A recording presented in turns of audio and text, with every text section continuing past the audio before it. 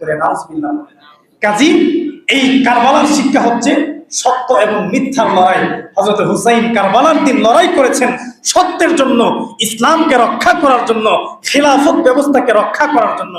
আমরাও এই সত্যের জন্য মৃত্যু পর্যন্ত লড়াই করব, বাতিলের সামনে মাথা নত করা যাবে না। এটা হচ্ছে হুসাইনি আদর্শ। আল্লাহ আমাদের সকলকে এই কারবালার শিক্ষা থেকে শিক্ষিত হওয়ার তৌফিক দান করুন, সকলে পড়ি আমিন। মুহতারাম হাজিরিন, এই হুসাইন ইসলাম রক্ষার জন্য ওনার জীবন দিয়েছেন, উনি রক্তাক্ত হয়েছেন।